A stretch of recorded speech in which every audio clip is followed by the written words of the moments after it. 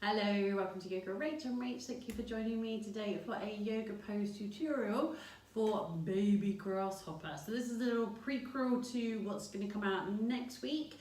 This might be the variation that some of us work with for the time being to build up to our grasshopper pose. If you had to go with the practice that went up last week, the Vata pacifying practice, then you might be working with this pose or next week's yoga pose tutorial video for our grasshopper pose if you were having a go in the standing pigeon twist.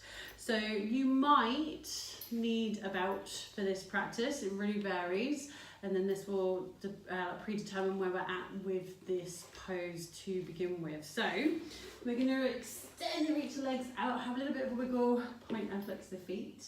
And what we might need to do is take the belt around the arch of our left foot. So make sure you've got that loop, place it there just so it's ready, and we might, even if we don't need to use it. And we can slide the rest of the belt up towards the hip. From here we're going to bend into our right knees, a little bit like we did when we were doing the seated pigeon in last week's practice, but this time we're going to cross the leg over, have a little bit of a wiggle on the tailbone and come into the twist here. So we've got that lifted foot now on the mat as though we were going into the closed twist, but we're going into like an open twist to set up for our baby grasshopper. So we want to start to lean over onto that left leg. So let your right glute start to lift off the mat. And we might find that the right foot doesn't want to move, but we might be able to place the foot a little bit further away from us. We might be able to make the foot a little bit more parallel, but make sure you've got the whole of the foot on the mat. So don't twist the foot if it means that you lift up, because we want to use that foot for support when we come into this balance. From here, what we're going to do is just wiggle that belt out of the way, so the belt might run onto the top of the right foot, just in case we do need to use it. So we're going to keep, or have a go with keeping the right foot and the left hand on the mat. And we're going to see if we can use the right hand to reach our left foot. Now if you do this, if you stretch over, then you'll probably, like I am, find that you can't meet the foot yet. But what we might be able to do is as we lean forward, so we're starting to already get that tilt, leaning forward, bending into the left elbow. As we reach the right arm across the right shin, we might be able to reach down and find the foot. I tend to use the little toe side, but you might have a go with holding on to the big toe, you might hold on to the inside of the foot, or we have the belt, so like we were doing last week in our hand to big toe pose, we can reach down and find the foot with the belt. So if we're using the belt, we might even wrap the belt around the hand a couple of times, and we're going to see if we can start to rock forward and start to shift the weight into the right foot and the left hand.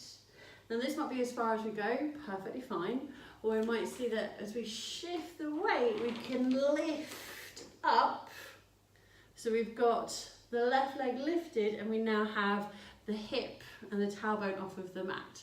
From there, see if you can start to bend into the elbow and look down towards your left foot and lower and back down. Maybe I should also say we might need pillows or cushions on the mat. So we might have a go with changing slides, changing the belt round if you used it on the left leg. Otherwise we're going to see if we can stretch and straighten the right leg, cross the left foot over. So rather than being our seated half pigeon, we're going to cross the foot over and place the foot onto the mat, twisting to the right, bring the right hand down, and we start to roll over onto the right glute, over onto the right leg. So the right glute, the right hip, the right thigh. You're seeing that left hip, left glute lift.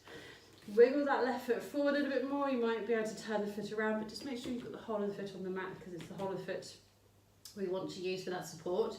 And start to stretch the left arm across in front of the right shin, and this might be enough of a twist, a nice stretch for the hamstrings. You might be already holding onto the belt.